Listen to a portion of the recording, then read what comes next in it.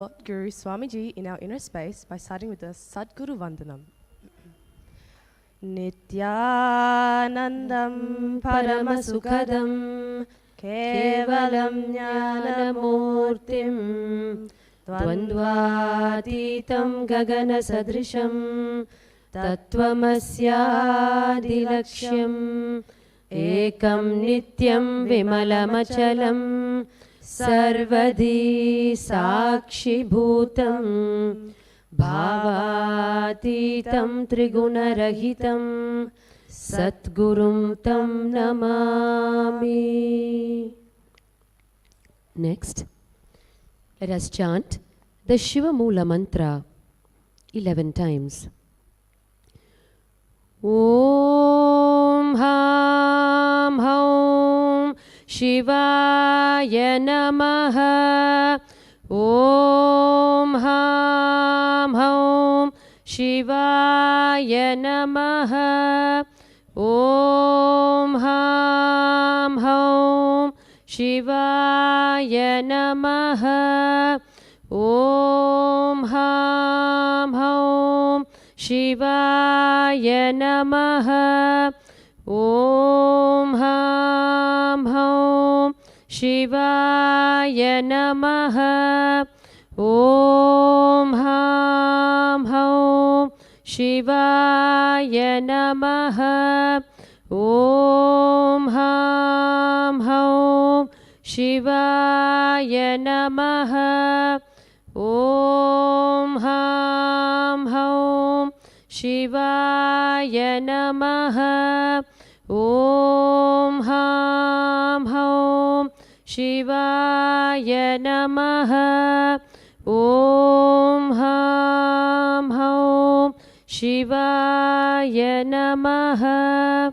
Om Ham Haum Shivaya Namaha. We will now enter into the Achamaniyam cleansing process. Take an udharani of water in your right palm and keep your right palm in the shape of a cow's ear. Drink the water after the following mantra and repeat this for each of the following mantras. Om Atmatattvam Shodhayami Swadha. Take another udharani of water.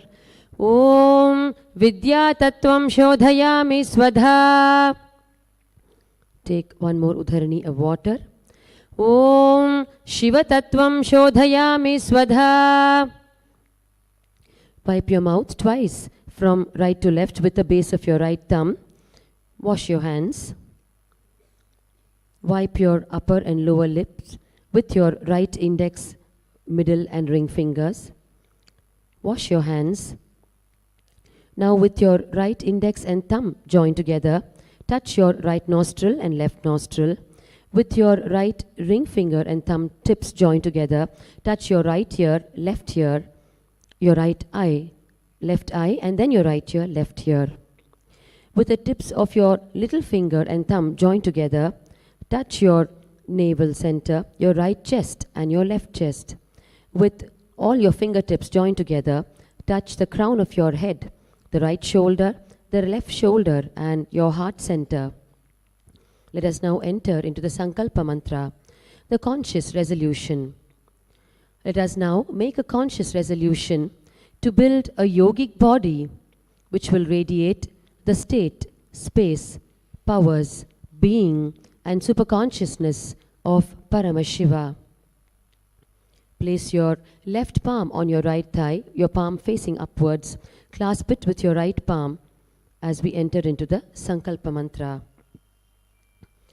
Mamopata samasta duritakshaya dvara Shri Sadguru Prityartham Shri Nithyanandeshwari Parashakti Sameta Shri Nithyanandeshwara Paramashiva Prityartham Shubhe Shobhane Muhurte Adya Brahmanah Dvitiya Parardhe Shri Shvetavaraha Kalpe Vaivasvatamanvantare Ashtavimshatitame Nitya Yuge प्रथमे पादे जम्बूद्वीपे भारतवर्षे भरतखण्डे मेरोः दक्षिणे पार्श्वे शकाब्दे अस्मिन् वर्तमाने व्यवहारिके प्रभवादीनां षष्ट्याः संवत्सराणां मध्ये विलम्बिनाम संवत्सरे उत्तरायणे लक्ष्मीवेङ्कटेश्वर ऋतौ कुम्भमासे शुक्लपक्षे पूर्णिमायां शुभतिथौ मङ्गलवासरयुक्तायाम् आश्लेषानक्षत्र शोभनयोग विष्टिकरण एवं गुणविशेषणविशिष्टायाम् अस्यां शुभतिथौ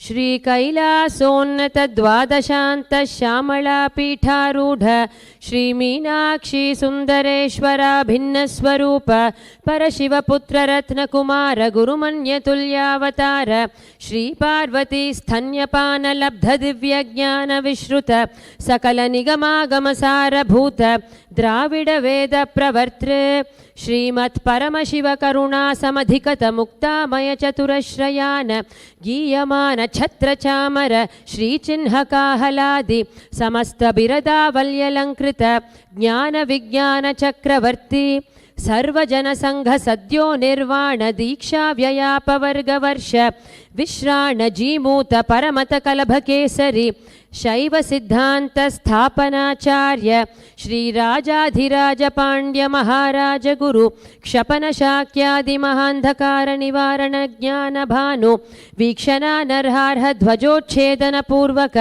श्रीमत् वृषभध्वज स्थापक शैव समय कर्तृ सर्वज्ञ पीठारूढ़ श्री जगद्गुरु श्री ज्ञान संबंध देशिक स्वामी वागीश सुंदर माणिक्य वाचक स्वामिनाम अवतार भूत श्री ज्ञान संबंध स्वामी पुनरुद्धृत श्यामला पीठ महासंस्थान ज्ञान साम्राज्य शासक सर्वज्ञ पीठारूढ़ त्रिनवत्युत्तर द्विशततम गुरु महासन्निधान महानिर्वाणी पीठस्य अष्टोत्तर सहस्र श्री महामंडलेश्वर अटलपीठस्य अष्टोत्तर सहस्रतम अष्टोत्तर सहस्र श्री अटलपीठाधीश्वर धर्ममुक्तिस्वर्गपुर स्वर्णपीठस्य त्रयोविंश गुरुमहासन्निधान श्रीमत् परमहंस परिव्राजकाचार्यवर्य सच्चिदानंद प्रणव स्वरूप श्रोत्रिय ब्रह्मनिष्ठ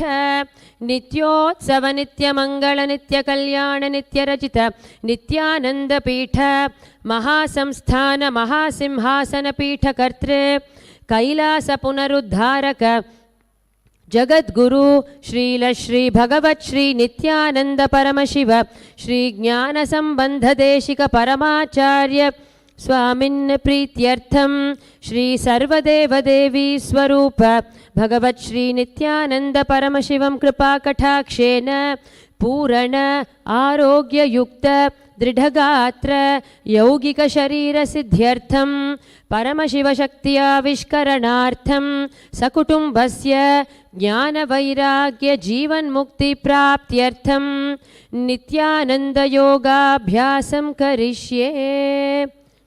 Wash your hands. Om apavupasprishya.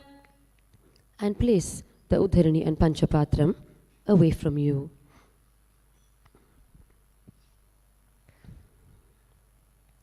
So let's begin with the first asana, Sukhasana. We're going to be sitting comfortably in a cross-leg position, head, neck and spine straight, index finger and thumb together in Bindu Mudra. Now we're going to also be engaging all three bandhas. So we're going to lock the chin to the chest, sucking in the stomach and contracting the perineal region, ensuring you're taking a deep inhale in, holding the breath. Visualize Paramashiva in the third eye, Sukhasana. Tat sukhasanam ityuktam ashaktastat samacharet asanam vijitam yena jitam tena jagatrayam. Now we're going to move in, bringing our legs into Padmasana.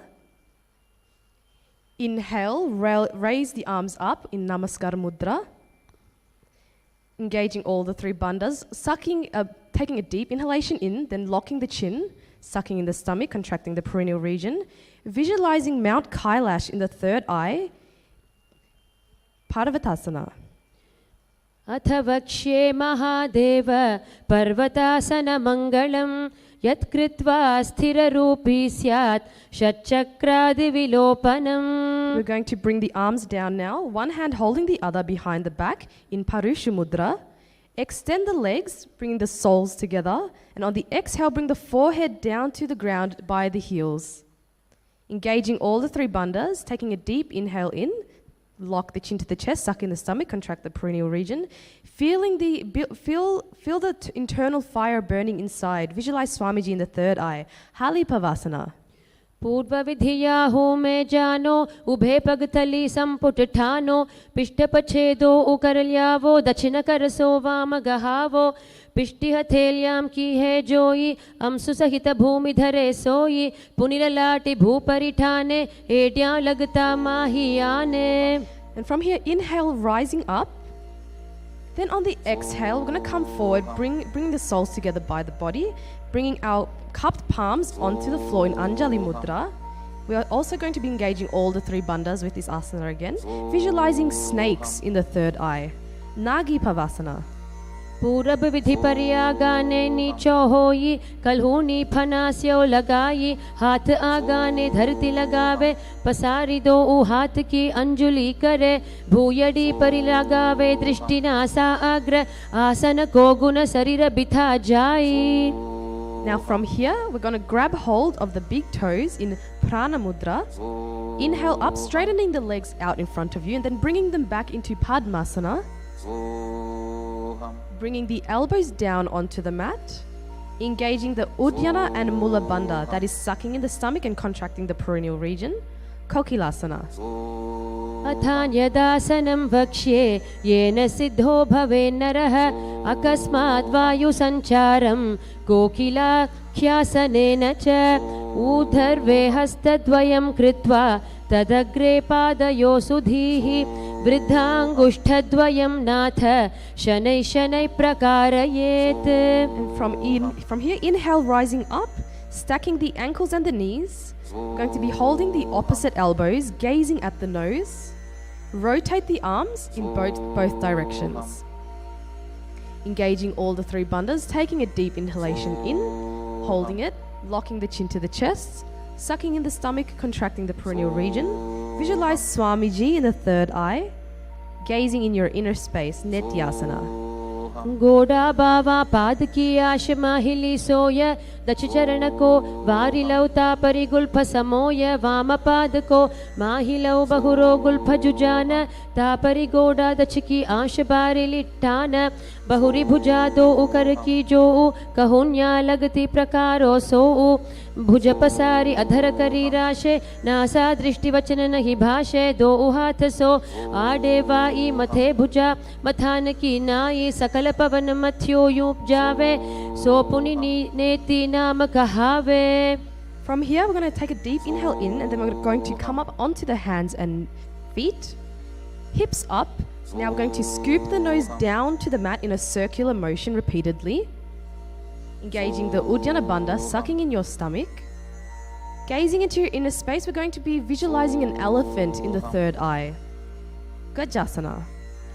व्युब्जं पादाग्रे भूमौ कृत्वा लम्बीभूय मस्तकाग्रे निधाय नितम्बं ऊर्ध्वमुन्नमय्य नाभिलक्ष्यं भूमौ नासिकामानीय हस्तदलपर्यन्तं नयेत् इत्थं पुनः पुनः कुर्यात् गजासनं भवति. Stopping the motion here, we're going to start alternating the heels off the mat. Slowly breathing through the nose, we're going to be visualizing a bear in the third eye. Engaging the Uddiyana Bandha, sucking in the stomach, Rikshasana. एकैकं पादमाकुञ्ज गजासनं कुर्यात् रिक्षासनं भवति. From here, we're going to take an inhale and rise up. Fingertips at the heart center in Hridaya Mudra. We're going to be balancing on the big toes. Feeling the internal fire burning inside, take a deep inhale in, lock the chin to the chest, suck in the stomach, contract the perineal region, engaging all the three bandhas, Vaishyasana. केशेन पादयुगलं त्वद्ध्वा तिष्ठेदधोमुखः अथ वैश्यावक्ष्ये यत्कृत्वा सत्यवान् भवेत्. Now we're going to come into half squatting position, moving to the first karana. This one is called Urdhvarjanu. Now we're going to bring the heels together, toes outward, knees very wide apart. Back of the hands resting on the waist. As you can see, our model Rudra, she's doing a very good job. Lift the right knee towards the chest in a circular motion. Simultaneously, the respective hand follows the foot movement.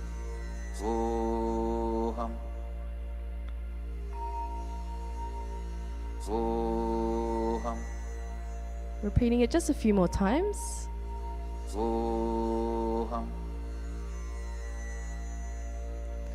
And from here, we're going to bring the right knee to the chest, moving into Balalingasana. Holding the knee, interlacing the fingers.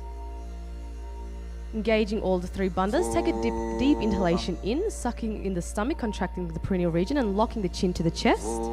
Visualize yourself holding a child, Balalingasana. एकं जानु उरसि आलिङ्ग्य स्थातव्यं बाललिङ्गनं भवति. Inhale, we're going to bring the foot to the buttocks, holding the foot with both arms. Okay, and knees are as close together as possible, engaging all the three bandhas, visualizing Swamiji, Padapidasana. स्थित्वैकस्मिन् पादतले कराभ्यां वेष्टयेतनुं पृष्ठे संस्थाप्य यत्नेन पादपीडनमासनम्. Now we're going to catch the inside of the foot.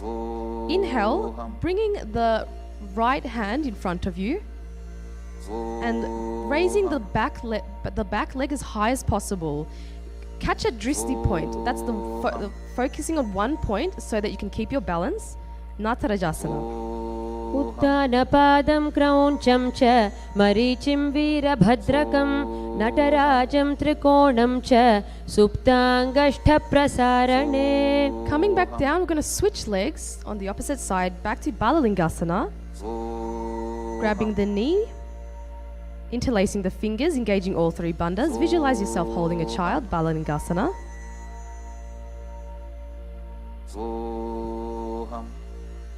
एकं जानुरसि आलिङ्ग्य स्थातव्यं बाललिङ्गनं भवति. Inhale, bringing the leg to the back, to the buttocks. One hand holding the other, knees as close together as possible, engaging all three bandhas, visualizing Swamiji, Padapidasana. स्थित्वैकस्मिन् पादतले कराभ्यां वेष्टयेतनुं पृष्ठे संस्थाप्य यत्नेन पादपीडनमासनम्. Catching the inside of the foot. Inhale, lift the leg up. Front arm comes right in front of you. Engaging the Mula Bandha, contracting the perineal region. Visualizing Nataraja in the third eye, Natarajasana. उत्तानपादं क्रौञ्चं च मरीचिं वीरभद्रकं नटराजं त्रिकोणं च सुप्ताङ्गष्ठप्रसारणे. From here, we're going to come into Aramandi, moving into the next karana, crossing the ankles, right foot behind, heel raised.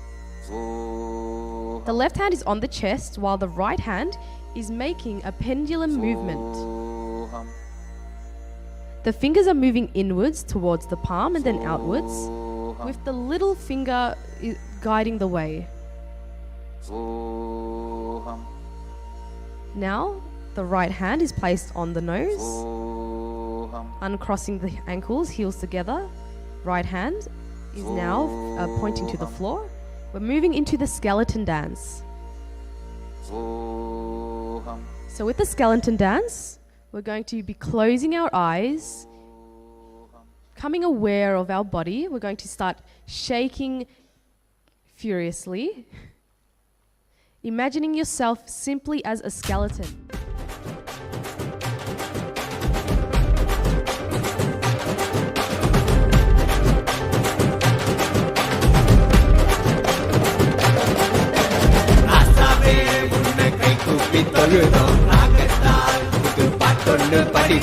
ஊரெல்லாம் ஒன்னாகி கும்மாலம் அடிச்சோம் பாக்கப்பட்ட தால சக்திகளை அடைஞ்சோம் நெற்றி கண்ணால் இந்த உலகத்தை நடக்க பார்த்தோம் உன் கையாய் இருந்து நோய்களை தீர்த்தோம் சாதிசனம் பிரிவின்றி ஒன்னாக குவிஞ்சோம் தீட்சையினால் சிவ சமுதாயம் படைச்சோம் சிவனே குருவாய் வந்தாய் மழையாய் அருளை தந்தாய் பாதம் பணிந்து தொழுதோம் ஜீவன் முக்தி அடைவோம் அடியக்கா பட்ட கஷ்டமெல்லாம் போதும் நித்யானந்த சாமி கிட்ட கை கூப்பி போவோம் காத்து கருப்பு அண்டினாலும் தன்னால ஓடும் பெல்லி சூன்ய பேயெல்லாம் மாயமாகி போகும் ஏஞ்சாமி கிட்ட எழுந்திருச்சு வாக்கா குலசாமி தொட்டா எதிர்கால ஷோக்கா வாய கட்டி வைத்த கட்டி பொழைச்சாலும் கூட தாய போல தாங்கி நிற்கும் நித்யானந்த சாமி காவரசா போலாம் இனசா வாழ்வா பெறலாம் நித்யா சாமி நமக்கு நெஞ்சில் தானே இருக்கு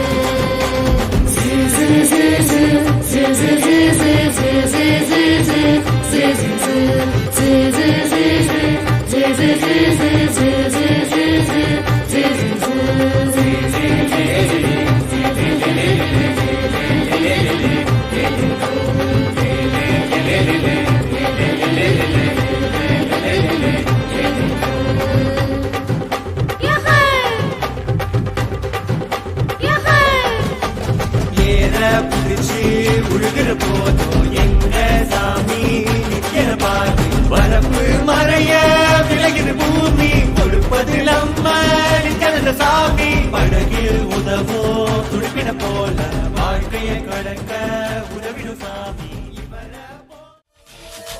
So moving into the next karana, we're going to stand in Aramandi again. This time we're going to have our wrists crossed above the head with our hands open like a flower, like a lotus flower. Now from here we're going to turn to the right while opening up the arms. Arms are horizontal, stretching them out as much as possible. And then coming back and crossing the wrists over the head and switching sides.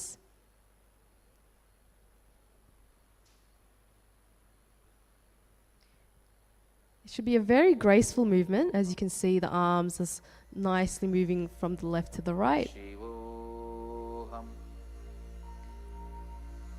And from here, we're going to bring our arms up straight, stretching them up as high as possible, moving into Tadasana. Feeling the internal fire burning inside, we're going to contract the stomach, sucking it in, contracting the perineal region, gazing in your inner space. Visualize a palm tree in the third eye. Tadasana.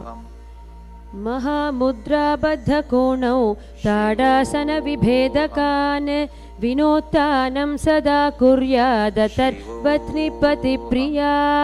Coming into Aramandi, we're going to bring our hands horizontal at the chest, palms facing each other. And now we're going to alternately thrash the heel, one heel at a time. And we also switch the palms position. So the palm that's facing downwards, that's the heel that's going to be raised off the mat. You should feel yourself balancing on your toes as you raise the heel.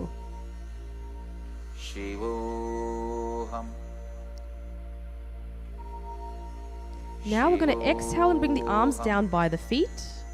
Deep inhale. And then on the exhale, bring the head as close to the knees as possible. Feel the stretch at the back of the legs. Slowly breathing through the nose, engaging all three bandhas. Visualizing Swamiji in the third eye, Uttanasana. महामुद्राबद्धकोणौ ताडासनविभेदकान् विनोत्तानं सदा कुर्यादतर्वत्निपतिप्रिया. Walk the feet to the back of the mat. Going to come into a planking position. Alternate the chin to chin to each shoulder. We're going to take a deep inhale in and keeping the chin as close to the chest as possible. Engaging all the three bandhas. Visualizing Swamiji in the third eye, Tarakshvasana. गजासनवस्थित्वा मस्तकं वारं वारं दक्षिणकुक्षिं सव्यकुक्षिं नयेत् तरक्ष्वासनं भवति. Now on the exhale, we're going to lower our body to the mat. The palms are on the floor right below the shoulders, flattening the feet. Now we're going to raise the chest using the lower back muscles. And we're going to have our mouth open, breathing and inhaling through the throat. Engaging the Mula Bandha, visualize a cobra in the third eye. Bhujangasana. अङ्गुष्ठनाभिपर्यन्तम् अधो भूमौ विनिन्यसेत् कराभ्यां च धरां धृत्वा ऊर्ध्वशीर्षः फणीवहि देहाग्निवर्धते नित्यं सर्वरोगविनाशनं जागर्ति भुजगी देवी भुजङ्गासनसाधनात्. Tuck the toes in, raise the hips up. We're going to alternate the knees to the chest continuously, engaging Mula Bandha, visualizing Swamiji in the third eye, Shashasana. गजासन संस्थितौ जानुद्वयमाकुञ्ज्य वारं वारं कर्तव्यं शशासनं भवति. Stopping the motion, we're going to bring one foot between the hands. And from here, we're going to start jumping the feet alternately, bringing one foot after the next to the front. Engaging Mula Bandha, visualize a chariot in the third eye, Rathasana. गजासन संस्थितौ एकैकं पादं पुरो मार्गेण भ्रामयित्वा कर्तव्यं रथासनं भवति. Now from here, stop the movement. We're going to bring one of the feet to the front. Inhale, raise the body up. Bring the arms over the head. Also with this, you can also hold a weight if you want to have a more intense experience. Now the front leg should be at a 90-degree angle from the mat. The back leg should be at a 45-degree angle. Virabhadrasana. वासिष्ठमथ कौण्डिन्यम् ऊर्ध्वकुक्कुटमेव च अष्टावक्रमथोत्थानं मयूरं सेतुबन्धनम् उत्तानपादं क्रौञ्चं च मरीचिं वीरभद्रकं नटराजं त्रिकोणं च सुप्ताङ्गष्ठप्रसारणे. Switching sides.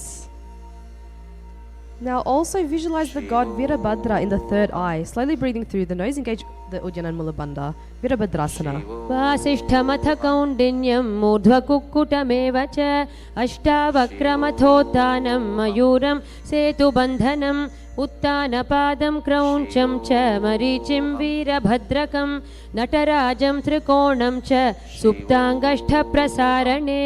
Now we're going to ground one foot to the mat and bring the opposite leg into the inner thigh as close to the perineum as possible. Once you've found your balance, we're going to bring the palms to the center of the chest in Namaskara Mudra, and then inhale, lift the arms up as high as possible above the crown chakra, Sahasrara chakra. Engage the Ujjana and Mula Bandha, Vrikshasana 1. वामोरुमूलदेशे च यां यं पादं निधायतु तिष्ठेतु वृक्षवद्भूमौ वृक्षासनमिदं विदुः. Exhale, bring the arms down, press the foot, the same leg that you have up, onto the outer thigh. Coming down, bending the knees slightly, palms together, Namaskara Mudra at the heart. Visualize the eagle Garuda in the third eye, Garudasana. गरुडासनमावक्ष्ये येन ध्यानं स्थिरं भवेत् सर्वदोषाद्विनिर्मुक्तो भवतीह महाबली एकपादमुरौ बद्ध्वा एकपादेन दण्डवत् जङ्घापादसन्धिदेशे ज्ञानव्यग्रं व्यवस्थितं एतदासनमाकृत्य पृष्ठसंहारमुद्रया आराध्य योगनाथं च सदा सर्वेश्वरस्य च. Now we're going to switch sides, back to Vrikshasana 1, grounding one foot and bring the opposite foot to the inner thigh, raising the arms up, Namaskara Mudra, as high as possible. And we're also going to be visualizing a tree in the third eye, Vrikshasana 1. वामोरुमूलदेशे च यां यं पादं निधायतु तिष्ठेतु वृक्षवद्भूमौ वृक्षासनमिदं विदुः. Exhale, arms down, bring the foot now onto the outer thigh, bending the knee slightly, hands in Namaskara Mudra, visualizing Garuda the eagle, Garudasana. गरुडासनमावक्ष्ये येन ध्यानं स्थिरं भवेत् सर्वदोषाद्विनिर्मुक्तो भवतीह महाबली एकपादमुरौ बद्ध्वा एकपादेन दण्डवत् जङ्घापादसन्धिदेशे ज्ञानव्यग्रं व्यवस्थितं एतदासनमाकृत्य पृष्ठे संहारमुद्रया आराध्य योगनाथं च सदा सर्वेश्वरस्य च. Bringing the leg back down, we're moving into Trikonasana. So we're going to step the legs apart. Inhale, bring the arms parallel to the floor. Now, on the exhale, we're going to bring the right arm or left, whichever arm you prefer, forward and down.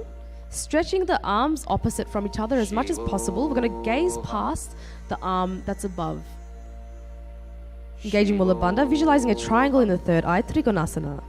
उत्तानपादं क्रौञ्चं च मरीचिं वीरभद्रकं नटराजं त्रिकोणं च सुप्ताङ्गष्ठप्रसारणे. Coming back up, switching sides. And also with this asana, you have the option of holding the weights. It will help to intensify it as well. Trikonasana. उत्तानपादं क्रौञ्चं च मरीचिं वीरभद्रकं नटराजं त्रिकोणं च सुप्ताङ्गष्ठप्रसारणे. And from here, we're now going to come up. On the exhale, bring the arms down, step the feet together, palms together in Namaskara Mudra. We're going to start balancing on the toes, engaging the Uddiyana Mula Bandha, visualizing Swamiji in the third eye. We have a new pranayama. Okay, so for this one, we're going to buzz the breath like a bee. Angustasana. कबन्धा सबमित्याहुः गोरक्षासनमेव च अङ्गुष्ठमुष्टिकं ज्ञेयं ब्रह्मप्रासादितं तथा. Bringing the fingertips to the mat, we're going to stretch one leg forward right in front of us and also stretching the toes, flexing the foot, engaging the Uddiyana Mula Bandha. Visualize Swamiji in the third eye, Shaurasana. प्रसार्यैकं पादतलं संस्थाप्य द्वेकपादकम्. Inhale, lift the right arm up. Then on the exhale, grab hold of the toes. Left hand is placed on the left heel, engaging all three bandhas. Visualizing Swamiji, Vidurvanasana. गुल्फस्थितौ पादमेकं प्रसार्य तत्पादाग्रं संस्पृशे तत्करेण गुल्फं चान्यमं धारये तत्करेण धूनं पीठं चाभ्यसे चोभयत्र. Bring the right leg back. We're going to switch sides back to Shaurasana on the opposite leg. Try and flex your foot and raise those toes as much as possible. Sucking in the stomach and contracting the perineal region, visualizing Swamiji in the third eye, Shaurasana. प्रसार्यैकं पादतलं संस्थाप्य द्वेकपादकम्. Inhale, lift the left arm up. On the exhale, grab hold of the toes, feeling the stretch in your back and the back of the leg as well. Vidurvanasana. गुल्फस्थितौ पादमेकं प्रसार्य तत्पादाग्रं संस्पृशे तत्करेण गुल्फं चान्यमं धारये तत्करेण धूनं पीठं चाभ्यसे चोभयत्र. Okay, bringing the leg back. We are now going to be balancing on the toes, knees together. Place your palms facing upwards on the knees, gazing between the hands, engaging all the three bandhas. Lock your chin to the chest, suck in your stomach and contract the perineal region. Brahma Jurankusasana.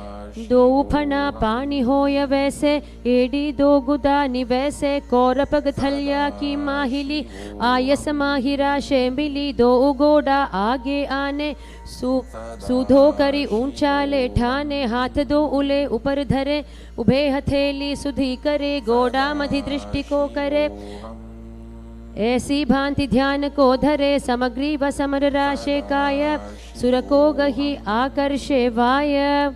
We're going to now spread the knees wide apart and then place them onto the mat. Hands are placed on the knees. We're going to gaze at the tip of the nose, engaging the Uddiyana and Mula Bandha. Visualize the sage Kapilasana.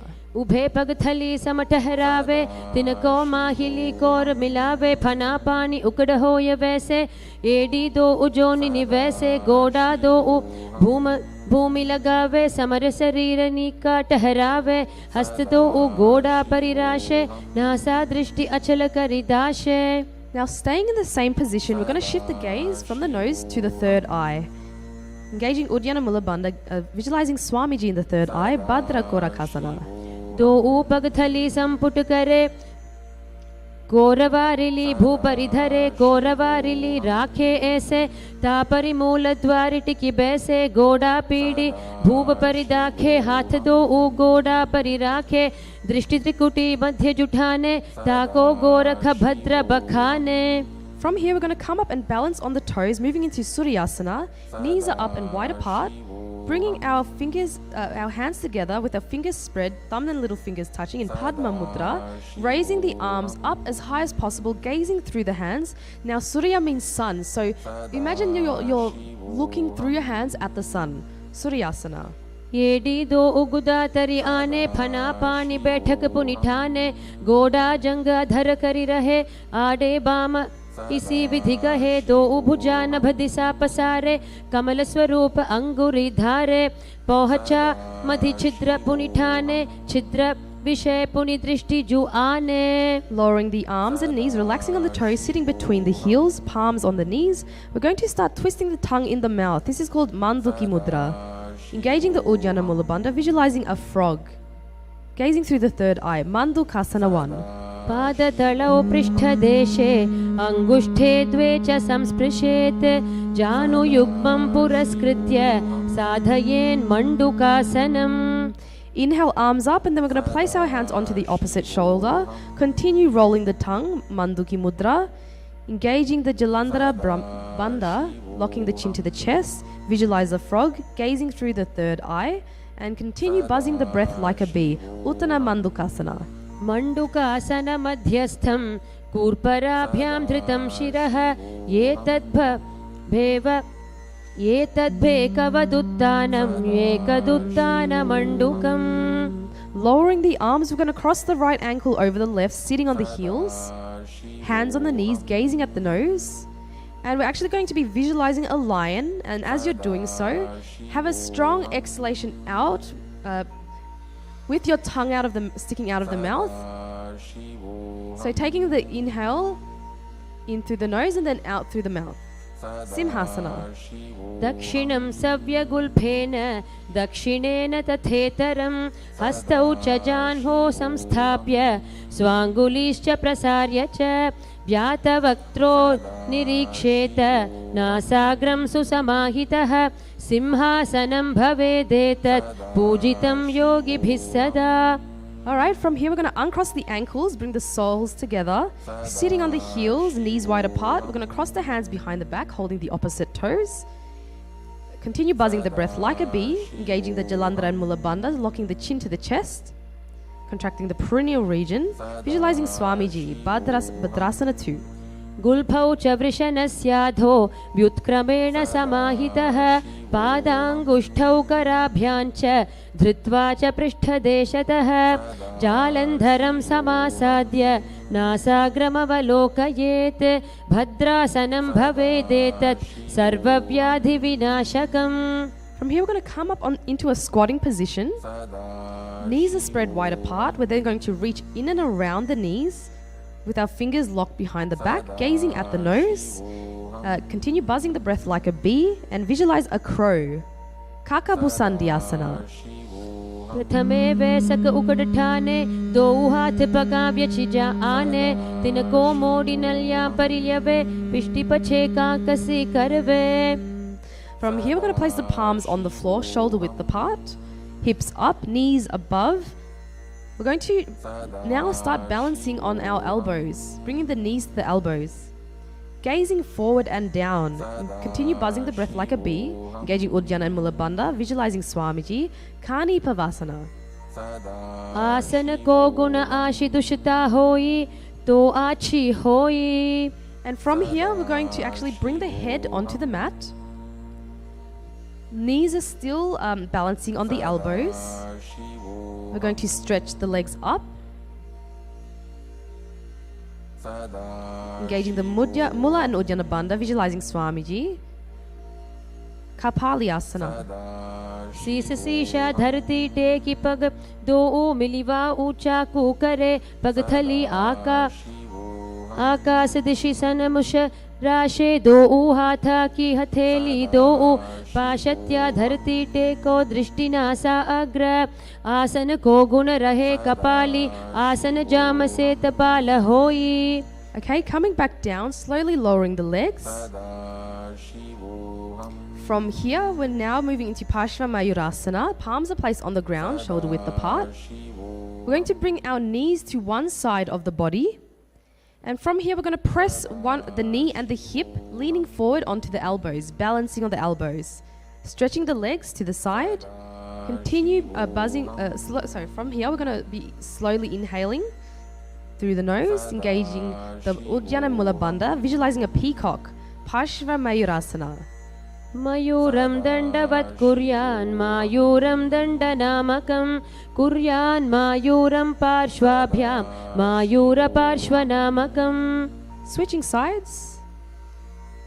Continue visualizing a peacock. Balancing on the elbows. Parshva Mayurasana. Mayuram dandavat kuryan mayuram dandanamakam kuryan mayuram parshvabhyam mayura parshvanamakam. Bring the legs back down. Now we're going to jump our legs into planking position, bringing one leg over the shoulder with the foot between the hands, slowly breathing through the nose, engaging Uddiyana Mula Bandha, gazing through the third eye. Visualize Bhairaganatha Asana. Asana ko gunapiti jai. Switching sides. Asana ko gunapiti jai. Okay, and now we're going to come into a planking position, bringing the forearms onto the mat with our hips up as high as possible, balancing on the toes, engaging Uddiyana Mula Bandha, gazing through the third eye, visualizing Swamiji, Unmukapita 2. Bhunyastau januni hastau chatushpadamavang mukham utthapitangriyugala katisthalamabhiruka. And from here, coming back into a planking position, we're going to roll ourselves to one side with one hand supporting the body. The opposite arm is raised to the sky. Try and stretch your arms as much as possible and gaze past the hand. Engaging Uddiyana Mula Bandha, gazing through the third eye. Visualize Sage Vashisthasana. Urdhva kukkuta vasishtha marichihala matsyakam parivrittim chodarasya vividham dhanurasanam. Switching sides. And also holding one of the weights is optional if you want to intensify the asana. Vashisthasana. Urdhva kukkuta vasishtha marichihala matsyakam parivrittim chodarasya vividham dhanurasanam. Alright, coming back into the planking position, we're going to jump our legs forward. Stretching the legs and flexing the toes. We're going to be sitting on our on upturned palms. Engaging the Uddiyana Mula Bandha, visualizing a Hanuman, gazing through the third eye. And now, as you can hear, we have a japa playing in the background, Maha Sadashivoham. So what you want to do with this is actually rotate this mantra in your throat, visualize it circulating around the throat. Anjani Asana. दो कर की उभे हथेली कोरवारिली मेले भेली सो आंगाने भूपरिदाशे महाने अंगुली मिलिराशे अंगुष्ठ छीदाराशे दो E पुनः हथेली पिष्टि जुजोई तापरि मूल द्वार टिकी बैसे बहुरयो जुगति करे एक वैसे कहुन्या माहिली आशि मिलावे हाथ उत्र सौ लगिया रहावे बहुरो लावा पाव पसारे फना ऊर्ध्वयेडी भूधारे अंगुष्ठ अवर गुल्फ माहिला राशे गुड़िया करे नहीं शुला साधे ना सा दृष्टि लगाई ताको हरस रोग सब जाई. Inhale, arms up, and on the exhale we're going to come forward and down, holding the big toes in prana mudra, engaging all the three bandhas. And if you want to just push it a little bit further, try and take a deeper inhale in and then stretch forward, grab hold of the toes, bend that back forward, lock the chin to the chest. Paschimottanasana. Janu parilalatam tu paschimam tarnamuchyate yena kena prakarena sukham dharyam cha jayate. Inhale, rising up. We're going to place our hands behind the neck now, interlacing the fingers. And now we're going to exhale, bring the chest forward and down. Try and hug your knees with the elbows, engaging all the bandhas. So lock your chin to the chest, sucking in the stomach, contracting the perineal region. Visualize the goddess Kali, Ugrasana. Swaparnibhyam dridham dritva janu parishironyasete asanogramidam proktam bhavedanila deepanam.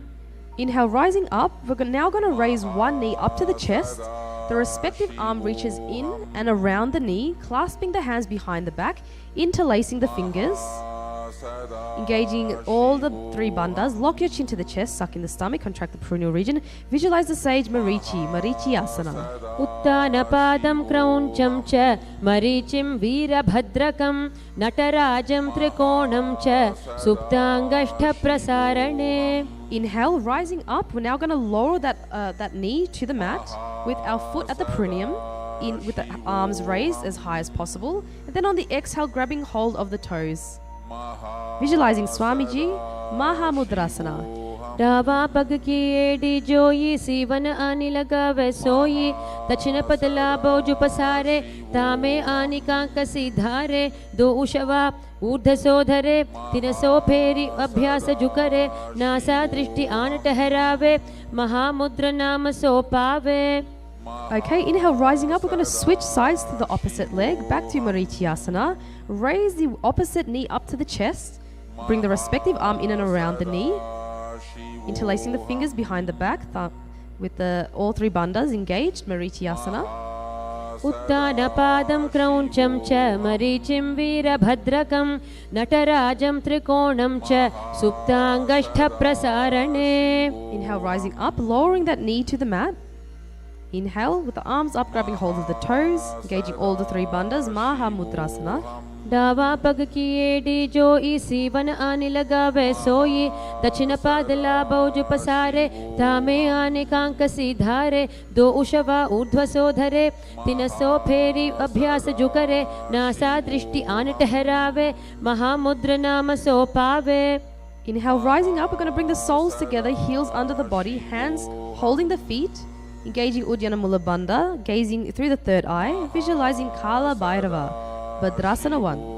गुल्फौ तु वृषणास नस्याध सीवन्या पार्श्वयोक्षिपेत पादपार्श्वे तु पाणिभ्यां दृढं बद्ध्वा सुनिश्चलं भद्रासनं भवेदेतत् सर्वव्याधिविशापहम्. From here, extend the feet slightly, bringing the soles, the toes together with the heels apart, hands on the knees, gazing at the nose, engaging the Uddiyana Mula Bandha, Gavali Pavasana. पूर्व चरपट चौक कहियो सोई वाही विधि यो कीजी सोई यमे एडि भिन्नं जुराशे अंगुल 8 अंतरो राशे विभुग कंठ कूप मेठानो नासा अग्रदृष्टि कोठानो.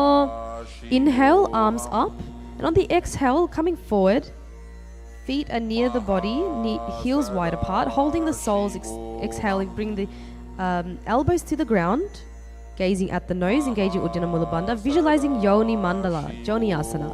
दो पग थली संपुट करे एडी में ढुके डिंग धरे धरे अर्ध हाथ को अंतर राशे लिलाट पग थलियां ऊपर दाशे दसो आंगुरी अग्र मिलावे फना अग्र परले पहरवे कहू नीलो भू परिकर दाशे नली कहू नी मिलिवा राशे समकरी राशे सकल शरीर नासा दृष्टि लगावे धीर मुशबा रग सोवाई गहे आसक्त हो ये तहा लो रहे.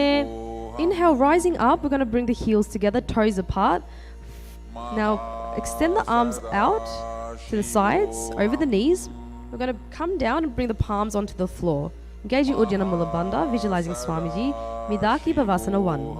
पूरब विधि परिपग थली संपुट शोल एडी मिली राशे एड्यासु माहिली कान्य गुल दो आतरे लिलाट धरती लगावे हाथ दो ऊ गोड़ा ऊपरी लगावा अडवाई रक्षा परा पसारे हथेली अंगुली धरती राशे दृष्टि नासा अग्र. Inhale, rising up. We're going to exhale and bring the arms between the thighs and the shin, palms facing upwards. The nose is brought as close to the ground as possible, with your toes touching the throat. Engaging the Uddiyana Mula Bandha, gazing at the nose, visualize Sadashiva, Siddha Samadhi Asana. दो पग थली संपुट करे सोले मेढ आग में धरे अंगुल 8 आंतरो राशे AD को ऐसे विधिदाशे आने हाथ पगा के माही कौहनी सहित कलाया ताई आम्हा साम्हा कर पुनि दोई भूपर राशे सुधा सोई फना दो उ आगाने करे नासा को भू ऊपरी धरे पाद अंगुष्ठा कंठ लगावे नासा अग्र दृष्टि बहरावे. Inhale, rising up. We're going to bring the heels together by the body, toes apart, Opening the feet like a book. Elbows on the knees. Engaging Uddiyana Mula Bandha, gazing through the third eye, visualizing Swamiji, Chinaki Pavasana. दो उपगा की AD धरती मगिवा मेढ लगावे पगथली महिली कौर अंगूठा की सधी सुधी जोड़े बारिली कौर फना शुल्या राशे कहन्या की माहिली संधि गोड़ा उपरि राशे हाथा की अंगुली पिष्टि धरती टेके अंगूठा अग्रची दो धरती लगावे अगुल्या का अग्रमाही का निराशे दृष्टि नासा अग्र आसन को गुण नाग पवन बंध होई.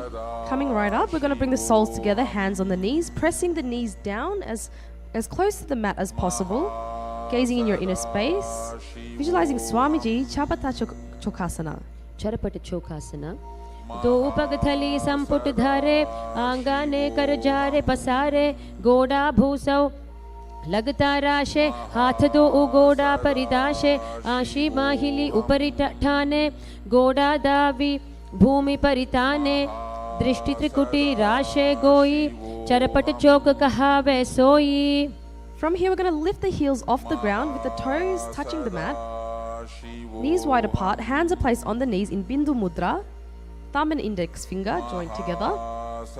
Engaging the Uddiyana Mula Bandha, visualizing Kala Bhairavasana.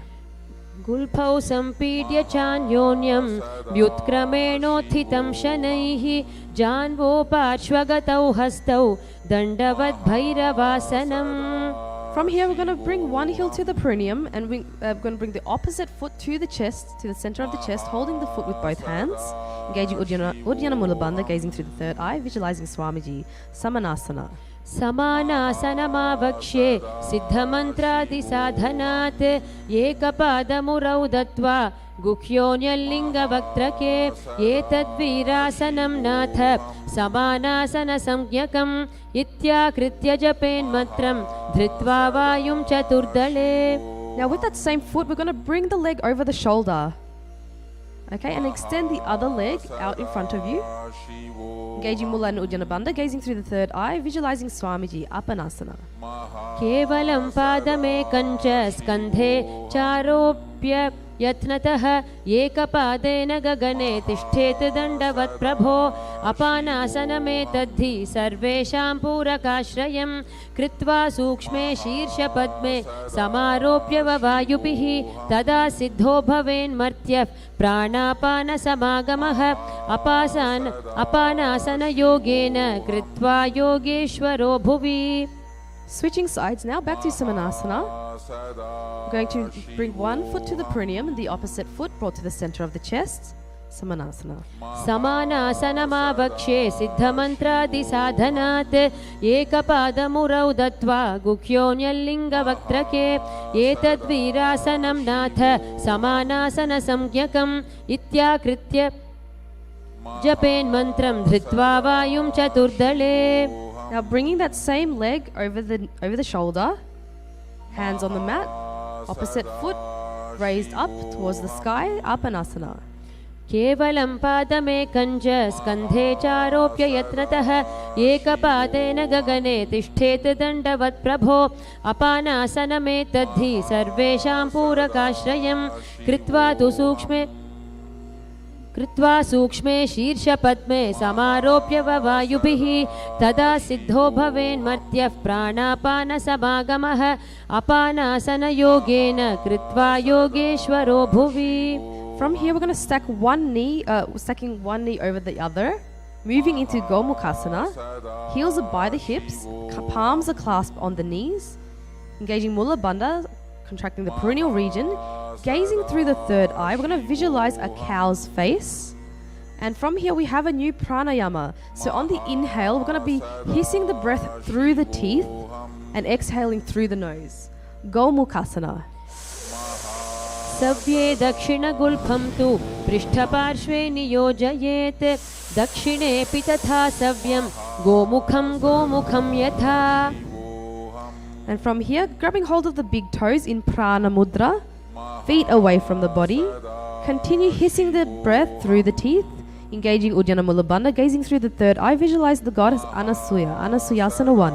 दक्षिणगोडो नीचोठाने वा वावों के ऊपर आने गोड़ा संधि मिलावे भारी आड़ा पद पुनि दे संधि पसारी दो पद के अंगुष्ठ जोई दो करते पकड़े सोई नासा दृष्टि अचल करी रहिए अनसूया आसन यह कहिए. Now from here, hold the hands behind the back in Parusha Mudra. On the exhale, bring the chin over the knee, trying to bring the nose as close to the mat as close to the ground as possible.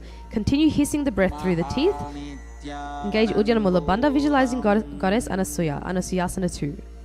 जीवना गोदा की संधि उपरि डावा गोड़ा की संधि मिलाई राशे गोड़ा स्योले पगथल्यालो आडवाई सुधा राशे हाथास्यो पगा का अंगूठा पकड़े अथावा दो हाथ पाचा ने करी काकसी करे मूल द्वार पाछे काकसी राशे नासिका धरती लगावे दृष्टि नासाग्र. Inhale, rising up. We're going to bring the top knee to the chest with the foot onto the floor. The hands are placed on the respective knees. Engaging Mula Bandha, gazing through the third eye. Visualize Garuda, the eagle, hissing the breath through the teeth. Garudasana 3. Davos पग मोड़ी AD माहिलो Gulf मूल द्वार नीचे दे बैसे जीमनी पगथली धरती टेकी गोडो ऊंचा उभव राशे पगथली माहिली core डावा गोड़ा अरूपीडी माहिली कानी लगावे हाथ गोड़ा उपरि राशे दृष्टि नासा अग्र. Now from here, hold the hands behind the neck, elbows as close together as possible, placing it outside the raised knee. Gazing through the third eye, visualize the sage Naradasana. पिष्टि जुवाम पगथली केरी भूपरिता ही लगावे फेरी गोड़ा सुधौ फनौ हे जोई दक्षिपाशति राशे सोई व्यहुरयो वाम पगथली जानो दक्षि पगथली ताप परिठानो उभे जोड़ी समता करे दाशे दक्षिण गोड़ा उभौ राशे. Now we're going to bring the lower foot to the top of the raised thigh. And we're going to wrap the arm around the leg, holding the knee. The respective hand holds the big toe in Prana Mudra. Engaging Uddiyana Mula Bandha, visualizing Matsya, the fish avatar of Vishnu. And continue hissing the breath through the teeth. Matsya Pitakasana. Vame navamangustham tu grihitam matsya pitakam yoni vamena sampidya medradu paridakshinam. Now we're going to switch sides back to Gomukhasana. We're going to stack the knees, placing the palm clasped on the knees, gazing through the third eye, visualizing a cow's face, engaging the Mula Bandha, Gomukhasana. Sabye dakshina gulpham tu prishtaparshve niyojayet dakshine pitatha savyam gomukham yatha. Holding the big toes in Prana Mudra, feet away from the body, engaging Uddiyana Mula Bandha, gazing through the third eye, visualizing the goddess Anasuya. Continue hissing the breath through the teeth. Anasuyasana 1. दक्षिण गोडो नीचो ठाने वावों के ऊपर आने गोड़ा संधि मिलावे भारी आड़ा पद पुने से संधि पसारी दो पद के अंगुष्ठ जोई दो करते पकड़े सोई नासा दृष्टि अचल करी रहिए अनसूया आसन यह कहिए. Now hold the hands behind the back in Parusha Mudra. Exhale, bring the chin over the knee, nose to the ground. Engaging Uddiyana Mula Bandha, visualizing Goddess Anasuya, Anusuyasana 2. जीवना गोदा की संधि उपरि डावा गोड़ा की संधि मिलाई राशे गोड़ा स्योले पगथल्यालो आडवा ई सुधा राशे हाथा स्यो पगा का अंगूठा पकड़े अथावा दो हाथ पाचा ने करे काकसी करे मूल द्वार पाछे काकसी राशे नासिका धरती लगावे दृष्टि नासा अग्र. Inhale, rising up, bringing the top knee to the chest, foot on the floor, hands on respective knees. Engaging Mula Bandha, gazing through the third eye, visualize Garuda, Garudasana 3. Davos पग मोड़ी एडी माहिलो गुल्फ मूल द्वार नीचे दे बैसे जीमनी पगथली धरती टेकी गोडो ऊंचा उभव राशे पगथली माहिली core डावा गोड़ा अरूपीडी माहिली कानी लगावे हाथ गोड़ा उपरि राशे दृष्टि नासा अग्र. Hold the hands behind the neck, elbows together, placed outside the knee. Engaging Uddiyana Mula Bandha, gazing through the third eye, visualize Sage Naradasana. पिष्टिजुवाम पगथली केरी भूपरिताहि लगावे फेरी गोडा सुधौ फनौ है जोई दचि पाशतिराशे सोई व्यहुरयो वाम पगथली जानो दचि पगथली तापरिठानो उभे जोड़ी समता करी दाशे दक्षिण गोडा उभौ राशे. Now bringing the lower foot to the top of the thigh, wrapping the arms around the leg, holding the knee, respective hand holds the big toe, prana mudra, gauging Ujjana Mula Bandha. Visualize Matsya, fish avatar of Vishnu, Matsya Pitakasana. वामेन वामाङ्गुष्ठं तु गृहीतं मत्स्य पीठकं योनि वामेन सम्पीड्य मेढ्रादुपरि दक्षिणम्. Staying in the same position, we're going to twist to the raised knee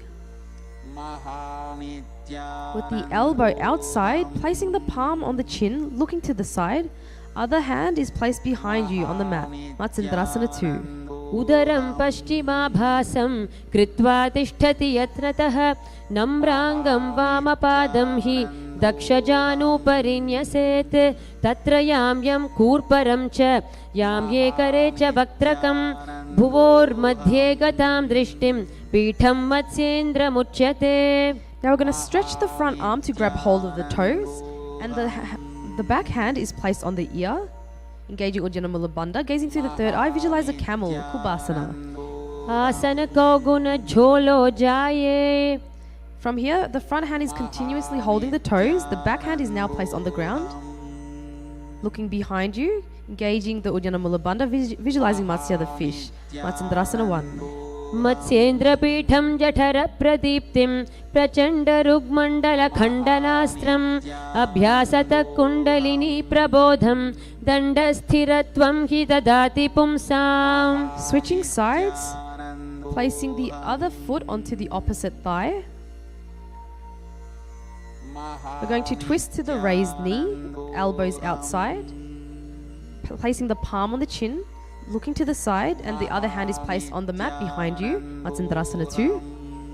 उदरं पश्चिमाभासं कृत्वा तिष्ठति यत्नतः नम्राङ्गं वामपादं हि दक्षजानुपरिन्यसेत् तत्र यां यं कूर्परं च यां ये करे च वक्त्रकं भुवोर्मध्ये गतां दृष्टिं पीठं मत्स्येन्द्रमुच्यते. Stretching the front arm, grabbing hold of the toes, and the back hand is placed on the ear. Engaging Mula Ujjana Bandha, visualizing a camel, Kubasana. आसन को गुण झोलो जाये. Now the front hand stays holding the toes, and the back hand is placed on the mat behind you. Matsendrasana 1. मत्स्येन्द्रपीठं जठरप्रदीप्तिं प्रचण्डरुग्मण्डलखण्डनास्त्रम् अभ्यासतः kundalini प्रबोधं दण्डस्थिरत्वं हि ददाति पुंसाम्. Now we're moving into Padmasana 2, so we're going to bring the feet onto the thighs. In Padmasana, engaging the Ujjana Mula Bandha, gazing through the third eye, visualize Goddess Lakshmi. Padmasana 2. आसनं द्विविधं प्रोक्तं पद्मं वज्रासनं तथा ऊर्ध्वोरुपरि चेधत्ते उभे पादतले यथा पद्मासनं भवेदेतत् सर्वपापप्रणाशनम्. Cross the arms, holding the big toes in Prana Mudra. Engaging the Ujjana Mula Bandha, visualize Goddess Lakshmi. Padmasana 4, gazing at the nose. उत्तानौ चरणौ कृत्वा ऊरु संस्थौ प्रयत्नतः ऊरु मध्ये तथोत्थानौ पाणि कृत्वा तु तादृशौ नासाग्रे विन्यसे तुष्टिं दन्तमूलं च जिह्वया उत्तोल्य चिबुकं वक्ष उत्थाप्य पवनं शनैः यथाशक्त्या समाकृष्य पूरयेदुदरं शनैः यथाशक्त्यैव पश्चात् रेचयेद विरोधतः. इदं पद्मासनं प्रोक्तं सर्वव्याधिविनाशनं दुर्लभं येन केनापि धीमता लभ्यते परम्. Now we're going to insert the arms through the legs. Palms are spread, raising the body up off the mat. Stretching those fingers out if you need more balance. Engaging Ujjana Mula Bandha, gazing through the third eye, visualizing a rooster, Kukutasana. पद्मासनं सुसंस्थाप्य नानूर्वोरन्तरे करौ निवेश्य भूमा वा तिष्ठेद्योमस्थ कुक्कुटासनः. Okay, coming back down, we're actually going to now come up onto the knees. palms are placed on the mat, fingers facing you. We're going to bring our elbows into the abdomen and leaning over, leaning our body onto the elbows. Slowly lifting the knees off the mat, bringing the head up, slowly breathing through the nose. Engaging Uddiyana Mula Bandha, gazing through the third eye, visualize Goddess Lakshmi, Pada Kekiyasana. धरामवष्टभ्यकरद्वयेन तत्कूर्परि स्थापितानि भपार्श्वः उच्चासनौ दण्डवदुत्थितख्ये मयूरमेतत् प्रवदन्ति पीठं मयूरं पद्मकं कुर्यात् बद्धकेकीति कथ्यते. Now we're going to extend the legs back behind you, floating the feet off the mat, slowly breathing through the nose, Mayurasana. अथ वक्ष्ये महादेव मयूरासनमुत्तमं भूमौ निपात्य हस्तौ द्वौ कूर्परोपरि देहकं कूर्परोपरि संस्थाप्य सर्वदेहं स्थिराश्यः केवलं हस्तयुगलं निपात्य भुवि सुस्थिरः. Alright, from here we're going to completely start laying onto the mat, laying on the mat, bringing the forehead to the ground, clasping the hands behind the head, opening the legs and bringing the toes to the sides, slowly breathing through the nose. Sambhavi, gazing in your inner space, engage the Mula Bandha, contract the perineal region, visualize a crocodile, Makarasana. अध्यास्य शेते हृदयं निधाय भूमौ च पादौ च प्रसार्यमाणौ शिरश्च धृत्वा करदण्डयुग्मे देहाग्निकारं मकरासनं तत्. Now placing the hands on the ground underneath the shoulders, we're going to raise the legs off the mat with our legs together. Visualizing a lotus, gazing through the third eye, Salabhasana. अध्यास्य शेते करयुग्मवक्षो भूमिमवष्टभ्य करयोस्तलाभ्यां पादौ च शून्ये च वितस्ति चोर्ध्वं वदन्ति पीठं शलभं मुनीन्द्राः. Now from here we're going to press the heels to the buttocks, lifting the chest, squeezing the abs, engaging the Mula Bandha, gazing through the third eye. Visualize a camel, Ustrasana. अध्यास्य शेते पदयुग्मव्यस्तं पृष्ठे निधायापि धृतं कराभ्याम् आकुञ्चयेत् सम्यग्गुदरास्य गाढ मुष्ट्रं च पीठं योगिनो वदन्ति. Now hands are holding the respective feet. We're going to raise the chest and thighs off the mat, balancing on the lower belly. Engaging the Mula Bandha, that is contracting the perineal region, gazing through the third eye. Visualize yourself as a bow, Dhanurasana 2. प्रसार्य पादौ भुवि दण्डरूपौ करो च पृष्ठे धृतपादयुग्मं कृत्वा धनुस्तुल्य विवर्तिताङ्गं निगद्य योगी धनुरासनं तत्. Alright, and from here we're going to come up and sit on the heels, palms on the respective knee. Gazing through the third eye, visualizing Swamiji, Bhagasana 1. उल्टा मोड़ी पावदो उवैसे बहुरौ जुगति करे इक ऐसे पावन माहिला गुलफजु हो कुला पाशतीला वैसो पिष्टि पगथल्या की पुनिजोई हाथा सो मोडे वह सोई ताको जंघ निकेट लियवे तासो तिनकी पिष्टि लगावे अंगुरी दोय पगा की जोई मेढु ऊपरी आने सोई हाथ दो घोड़ा परिराशे दृष्टि त्रिकुटी मध्य दाशे. From here we're going to hold opposite elbows and then we're going to place them onto the mat in front of us, interlacing and then interlace the fingers. We're going to bring the crown of the head onto the mat. Getting ready for an inverted posture. We're going to support the back of the head with our hands, tuck the toes and press the hips up. And it helps to actually walk your feet in as close to the body as possible, aligning your hips over the shoulders and slowly raise your legs off the mat. Lifting one foot to the chest, then the other. Engaging the Uddiyana Mula Bandha, gazing at the nose, Gohyasana. दो हाथ की कहूनी जोई पुनिह कलाई जाने दोई पिष्टि अंगुरया की पुन जानो ये सबले भू ऊपर ठानो उभे कलाई जुड़वा राशे तिन परि आनी शीस पर दाशे या विधि आसन उत्करे कपारी नासादिष्टि स्थिरधारी पीडी जंघ मिलावे दोई येडी कूला राशे भोई गोडा चिबुक अग्रे लगावे आसन गोही नाम कहावे. Now maintaining the base and core, we're going to extend the feet up towards the sky. Engaging the Ujjana and Mula Bandha, gazing through the third eye, Shishyasana. विपरीतं मण्डलं च द्विधैव विदितं हिनः दण्डासनं द्विधा प्रोक्तं विपरीतोपवेशने सर्वाङ्गशीर्षभागास्तु षट्षष्टिप्रथितास्तु ते. Bringing the legs down, we're moving into Podhyasana. So now we have Rudra sitting in the seated position. We're going to extend the legs up in 45 degrees. Thighs are close to the chest, hands holding the calves, head is brought to the knees. Podhyasana. Rapidly breathing through the nose. दो हाथ पग बाहर आने गोड़ा तरे कांक सीठाने अंगुष्ठ पिंडली लगता धरे चरण उभे आकाश दिशि करे पिष्टि सकूला धरती लावे उदर संकोची ऊर्ध्व टहरावे गोड़ा शीस भितंभन करे यह विधि पोड्या आसन धरे. Placing the hands on the opposite shoulders, keeping the legs at a 45-degree angle, Parigrasana. उत्तानं शयनं कृत्वा पादौ मिलित्वा प्रसार्य नितम्बं भूमौ स्पृष्ट्या हस्ताभ्यां कन्धरा बद्ध्वा कुम्भकं कृत्वा तिष्ठेत् परिघासन भवति. Trying to maintain the legs if you can. We're going to bring the forearms to the ground now. Nokasana.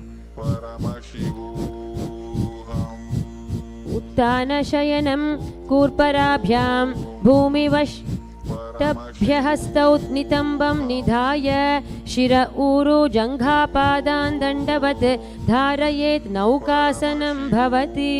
So that one really works the abs. We're going to sit up and bring the soles together, feet to the chest.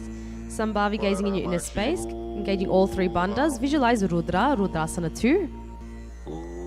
रुद्रासना पगथली संपुट करी हाथस्य पग ऊंचाई पगा का अंगूठा दो उलेवु परली कानी तालवे पछे दो हाथ पगा माहे करी नीचे करी चीरे आनी पगा की आगल्या पर कांकसी दृष्टि नासाग्र. Second last asana of the sequence. We're going to lay on the back. Then we're going to raise our hips off the mat, trying to grab the ankles, raising the hips as high as possible, gazing through the third eye, engaging the Jalandhara, Bandha and Mula Bandha. Unmukha Pitta 1. ऊर्ध्वे च जनुनी कृत्वा शवितोर्ध्वमुखं तथा उत्थाप्य हस्तौ तिष्ठेतु पीठ उन्मुख नामके. Okay, now we're going to bring the hips down, completely relaxing on the mat. Last asana, Shivasana.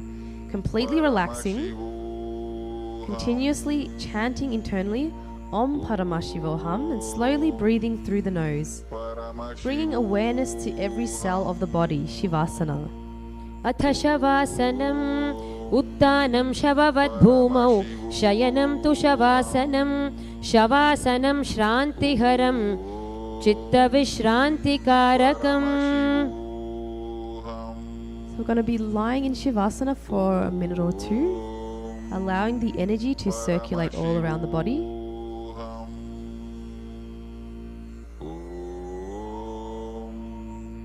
Paramashivoham.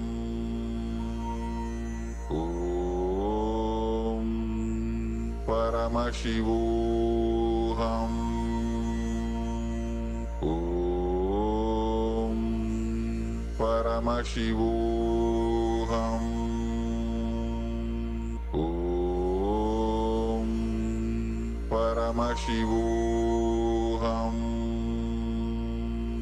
Om Paramashivoham. Om Paramashivoham. Okay, now we can start to wiggle your fingers and toes, rotating the wrists and the ankles. When you're ready, coming up into a comfortable seated position, head, neck and spine straight. hands in front of the heart center in Namaskara Mudra. We will now close with the Purna Mantra. Om Purnamadah Purnamidam Purnat Purnamudachyate Purnasya Purnamadaya Purnamevavashishyate. Om Shanti Shanti Shanti.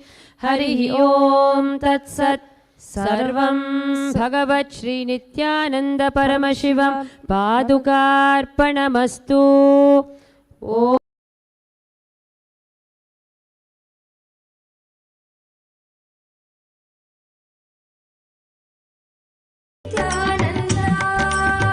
नमो ह्रीं शिरसे नमो हूं शिखाय नमो तेन इत्यादि अनिवेद Nithyananda.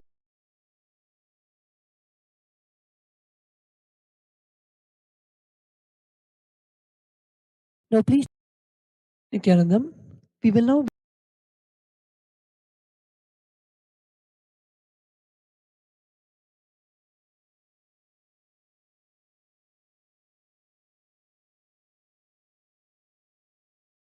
Nithyanandam, we will now be entering into the Nitya Puja.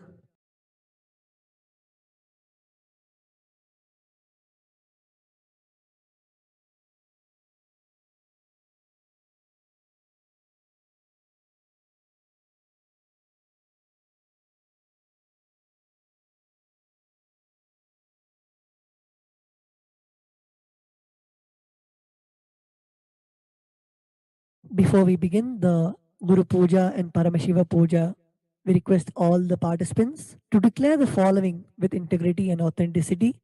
If you agree to this, please say yes loudly. I authentically cognize, which is internally process, understand, and declare the truth that cosmic energy exists. Yes, I authentically cognize, which is internally process, understand, and declare the truth that His Divine Holiness Swamiji, Nithyanandeshwara Paramashiva, and Nithyanandeshwari Parashakti, the Guru Padukas and the Atmalinga, are the Chinmaya Vigrahas, the embodiment and representation of that very cosmic energy. Yes, I authentically cognize, which is internally process, understand, and declare the truth that whatever I offer during the Guru Puja to His Divine Holiness Swamiji and the Paramashiva Puja to Nithyanandeshwara Paramashiva and Nithyanandeshwari Parashakti will reach the cosmic source of energy directly. Yes, I authentically cognize, which is internally process, understand, and declare the truth of Sohamasmi, that even when I worship, I am Him. Yes. Let us now enter the Guru Puja, followed by the Paramashiva Puja. The first offering is the Sadguru Vandanam, welcoming the Master. Please take some flowers in your hands and close your eyes and offer the flowers at His Divine Holiness Swamiji's Padukas at the end of the mantra. Nithyanandam Paramasukadam Kevalam Jnanamurtim Dvandvatītam Gagana Tattvamasyaadilakshyam Ekam Nityam Vimalamachalam Sarvadhi Sakshi Bhutam Bhavatītam Trigunarahitam Sadgurum Tam Namami. Please offer the flowers at Swamiji's Padukas. The next is the offering of the Guru Parampara Vandanam. Now please take some flowers in your hands and place your hands in the Atmanjali Mudra. Close your eyes and offer the flowers at His Divine Holiness Swamiji's Padukas at the end of the mantra. Nithyanandeshwara Paramashiva Samarambham Nithyanandeshwari Parashakti Madhyamam Asmadacharya Pariyantam Vande Guru Paramparam. The next is the offering of the Arunagiri Yogishwara Vandanam. Now please take some flowers in your hands and place your hands in the Atmanjali Mudra. Close your eyes and offer the flowers at His Divine Holiness Swamiji's Padukas at the end of the mantra. ललाटे त्रिपुण्ड्री निटिलकृतकस्तूरी तिलकः स्फुरन्मालाधार स्फुरितकटिकौपी नवसनः दधानो दुस्तारं शिरसि फणिराजं शशिकलां प्रदीपः सर्वेषाम् अरुणगिरियोगी विजयते. The next offering is the Tattvachamanam, the ritualistic cleansing of the mouth. Keeping your right hand in the Gokarna Mudra, pour one Uddharani of water from the Panchapatram and chanting each one of the following mantras internally, drink the water that flows through the base of the palm. Om Atmatattvam Shodhayami Swadha. Om Vidyatattvam Shodhayami Swadha. Om Shivatattvam Shodhayami Swadha. Chanting the following mantra internally, wipe the upper lip and lower lip twice. Om Ham Hridayaya Namaha. Wash your right hand with the water in the Panchapatram. With the tips of the right hand index, middle and ring fingers, touch above the upper lips and below the lower lips. With the tips of the right hand index finger and thumb joined together, touch the right nostril, the left nostril. With the tips of the right hand ring finger and thumb joined together, touch the right eye, right ear, left ear. Wash your right hand with the water in the Panchapatram. With the base of the right hand thumb and little finger, touch the navel, right chest, left chest. With the right hand fingertips joined together, touch the top of the head, right shoulder, left shoulder and the heart center. The next is the Shuklam Bharadaram. Now please take the turmeric mixed rice in your hands. Clench your hands in the Mushti Mudra and tap the sides of the forehead along with the mantra. Shuklam Bharadharam Vishnum Shashivarnam Chaturbhujam Prasannavadanam Dhyayet Sarva Vignopashantaye. The next is the Pranayama. Continue to keep the turmeric mixed rice in your right hand. Now only open the little finger and ring finger and the thumb. During the pranayama, use the thumb to close the right nostril and the ring finger and little fingers to close the left nostril. During the inhalation, retention and exhalation, we will be chanting the Samhita mantras.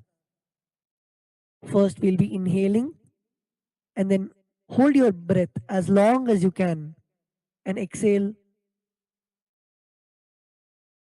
Om Om Ishanamurdhaya Namaha, Om Him Tatpurushavakraya Namaha, Om Him Agor Hridayaya Namaha, Om Him Vamadev Guhyaya Namaha, Om Him Satyojatamoortaye Namaha, Om Him Hridayaya Namaha, Om Him Shirase Namaha, Om Him Shikaye Namaha, Om Him Kavachaya Namaha, Om Him Netrebhyo Namaha, Om Hastraya Namaha, Om Om Ishanamurdhaya Namaha, Om Him Tatpurushavakraya Namaha, Om Him Agor Hridayaya Namaha, Om Him Vamadev Guhyaya Namaha, Om Him Satyojatamoortaye Namaha, Om Him Hridayaya Namaha, Om Him Shirase Namaha, Om Him Shikaye Namaha, Om Him Kavachaya Namaha, Om Him Netrebhyo Namaha, Om Hastraya Namaha, Om Om Ishanamurdhaya Namaha, Om Him Tatpurushavakraya Namaha, Om Him Agor Hridayaya Namaha, Om Him Vamadev Guhyaya Namaha, Om Him Satyojatamoortaye Namaha, Om Him Hridayaya Namaha, Om Him Shirase Namaha, Om Him Shikaye Namaha, Om Him Kavachaya Namaha, Om Him Netrebhyo Namaha, Om Hastraya Namaha.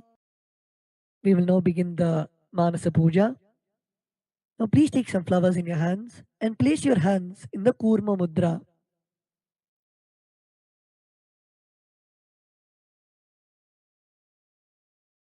Place your hands at the level of the Ananda Gandha. Close your eyes and offer the flowers at His Divine Holiness Swamiji's Padukas at the end of the mantra.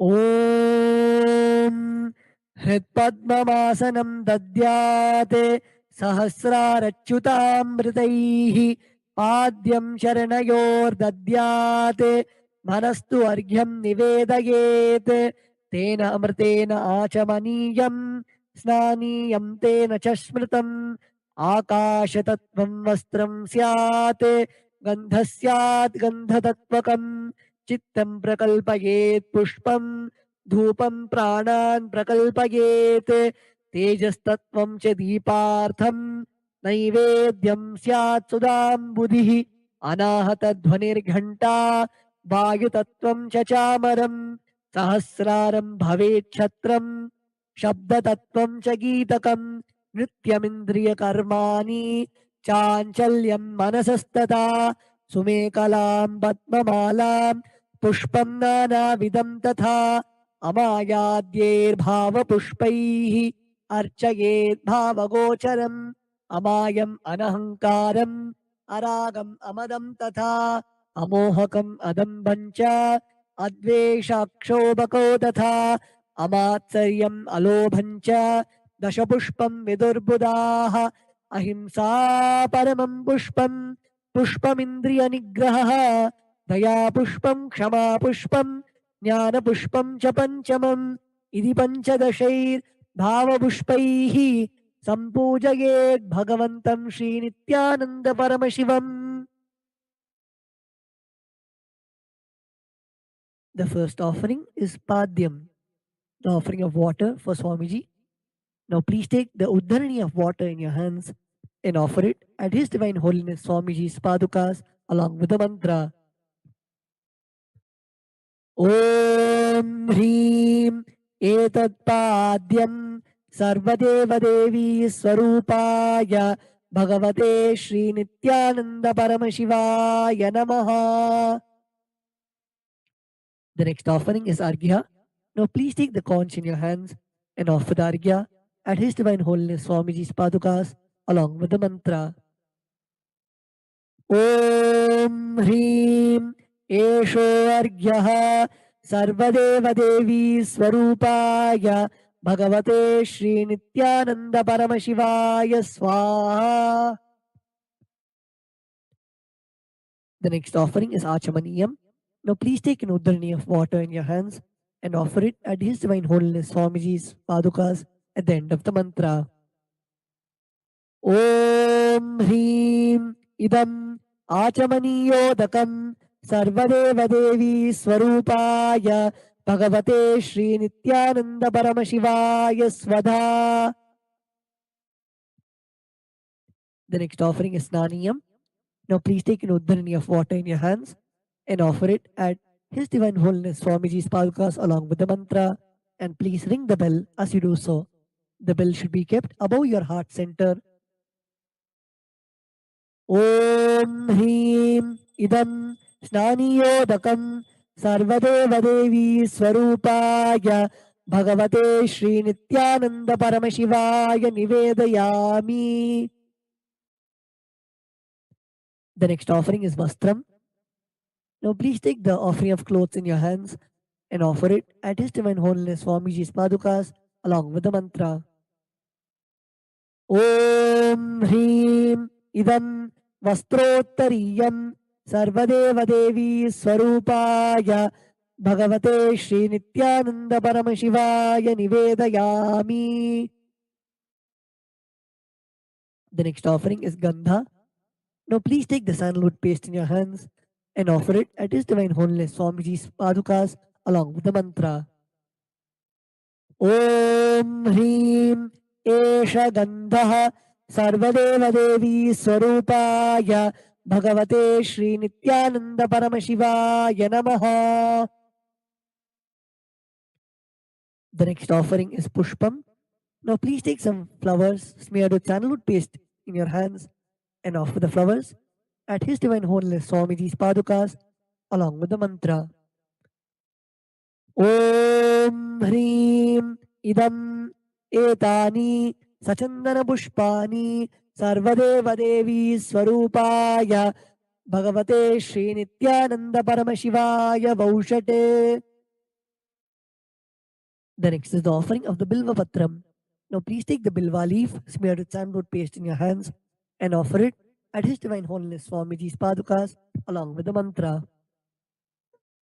Om Hreem Etani Sachandana Bilva Patrani Sarvadeva Devi Swarupaya Bhagavate Shri Nithyananda Paramashivaya Vaushate. The next offering is Dhupa. Now please take the lit incense sticks in your hands and slowly wave it towards His Divine Holiness Swamiji's Padukas along with the mantra, and please ring the bell as you do so.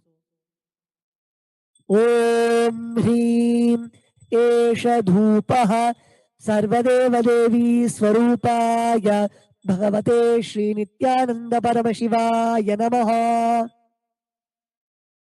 The next is the offering of Deepa. Now please take the lit lamp in your hands and slowly wave it towards His Divine Holiness Swamiji's Padukas along with the mantra, and please ring the bell as you do so. Om Hreem Esha Deepaha Sarvadeva Devi Swarupaya Bhagavate Shri Nithyananda Paramashivaya Namaha. The next is the offering of Naivedyam. Now please take an udhrani of water in your hands and hover it clockwise over the Naivedyam and offer the water at His Divine Holiness Swamiji's Padukas, and please ring the bell as you do so. Om Hreem Idam Sopakarna Naivedyam Sarvadeva Devi Swarupaya Bhagavate Shri Nithyananda Paramashivaya Nivedayami. The next offering is Paniyam. Now please take an udhrani of water in your hands and offer it at His Divine Holiness Swamiji's Padukas along with the mantra. Om Hreem Idam Panartodakam Sarvadeva Devi Swarupaya Bhagavate Shri Nithyananda Paramashivaya Namaha. The next is the offering of Punarachamaniyam. Now please take an udhrani of water in your hands and offer it at His Divine Holiness Swamiji's Padukas along with the mantra. Om Hreem Idam Punarachamaniyodakam Sarvadeva Devi Swarupaya Bhagavate Shri Nithyananda Paramashivaya Swaha. The next is the offering of the Arati. Now please take the lit camphor in your hands and slowly wave it towards Swamiji along with the mantra, and please ring the bell as you do so. Om Hreem Esha Deepamala Sarvadeva Devi Swarupaya Bhagavate Shri Nithyananda Paramashivaya Namaha.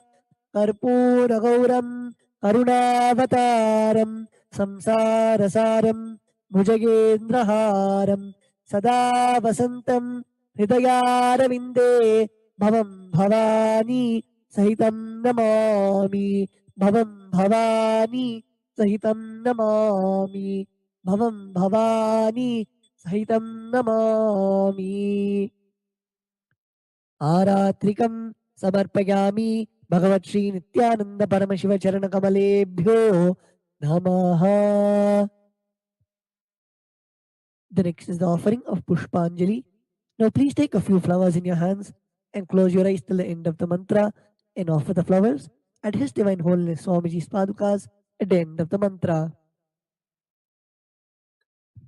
Pushpanjalihi Gurur Brahma Gurur Vishnu Gurur Devo Maheshwaraha Gurur Sakshat Parabrahma Tasmai Shri Gurave Namaha. Akhanda Mandalakaram Vyaptam Yena Characharam Tatpadam Darshitam Yena Tasmai Shri Gurave Namaha. Ajnanatimirandhasya Jnananjanashalakaya Chakshurunmilitam Yena Tasmai Shri Gurave Namaha. Aneka Janma Samprapta Karma Bandha Vidahine Atmajnana Pradhanena तस्मै श्रीगुरवे नमः। मन्नाथ श्रीजगन्नाथो मद्गुरु श्रीजगद्गुरुः ममात्मा सर्वभूतात्मा तस्मै श्रीगुरवे नमः। ईश्वरो गुरुरात्मेति मूर्तिभेदविभागिने व्योमवद्व्याप्तदेहाय दक्षिणामूर्तये नमः। नित्यानन्दं परमसुखदं केवलं ज्ञानमूर्तिं द्वन्द्वातीतं गगनसदृशं तत्त्वमस्यादिलक्ष्यम् एकं नित्यं विमलमचलं सर्वधी साक्षिभूतं भावातीतं त्रिगुणरहितं सद्गुरुं तं नमामि। पुष्पाञ्जलिं समर्पयामि भगवत् श्री नित्यानंद परमशिव चरण कमलेभ्यो नमः. With this we come to the end of the Guru Puja. We will now be beginning the Paramashiva Puja. The first is the Tattva Chamanam. Now please place your hands in the Gokarna Mudra. Pour one udrini of water into the center of the palm and drink the water that flows from the base of the palm. Om Atmadattvam Shodhayami Svadha. Om Vidyadattvam Shodhayami Svadha. Om Shivadattvam Shodhayami Svadha. Wash your hands with the base of the palm. Om Ham Hridayaya Namaha. Wash your right hand with the water in the Panchapatram. With the tips of the right hand index, middle and ring fingers, touch above the upper lips and below the lower lip. With the tips of the right hand index, finger and thumb joined together, touch the right nostril, the left nostril. With the tips of the right hand ring finger and thumb joined together, touch the right eye, right ear, left ear. Wash the right hand with the water in the Panchapatram.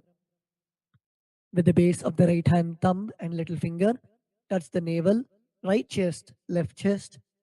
With the right hand fingertips joined together, touch the top of the head, right shoulder, left shoulder, and the heart center. We will now be performing the Sakali Karanam. Please look at the Acharya who is demonstrating all the mudras. Using the left hand, wipe the front and back of the right hand once, and using the right hand, wipe the front and back of the left hand twice. Om Haha Astraya Namaha. Shaktaye Voshate. Om Ham Shivasanaya Namaha. Om Ham Shivamurtaye Namaha. Om Ham Satyojatamurtaye Namaha. Om Him Vamadeva Guhyaya Namaha. Om Hum Agora Hridayaya Namaha. Om Him Tatpurushavaktraya Namaha. Om Hum Ishanamurdhaya Namaha. Om Ham Hum Vidyadehaya Namaha. Om Hum Netrebhyo Namaha. Om Ham Hum Shivaya Namaha. Om Ham Hridayaya Namaha. Om Him Shirase Namaha. Om Hum Shikhaye Namaha. Om Haim Kavachaya Hum. Om Haha Astraya Namaha. Om Haim Kavachaya Hum. Om Ham Shivaya Voshate. Om Ham Hum Shivaya Namaha. Om Ham Shivasanaya Namaha. Om Ham Shivamurtaye Namaha. Om Ham Satyojatamurtaye Namaha. Om Him Vamadeva Guhyaya Namaha. Om Hum Agora Hridayaya Namaha. Om Him Tatpurushavaktraya Namaha. Om Hum Ishanamurdhaya Namaha. Om Ham Hum Vidyadehaya Namaha. Om Hum Netrebhyo Namaha. Om Ham Hom Shivaya Namaha. Om Ham Hridayaya Namaha. Om Him Shirase Swaha. Om Hum Shikagei Vaushate. Om Haim Kavachaya Hum. Om Ha Astraya Phate. Om Ha Astraya Hum Pate. Om Ha Astraya Phate. Om Ham Shivaya Vaushate.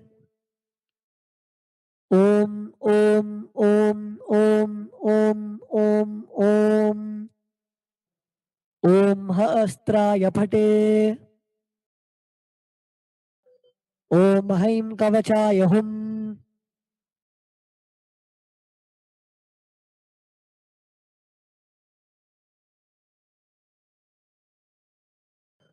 Om Ham Shivaya Daushate.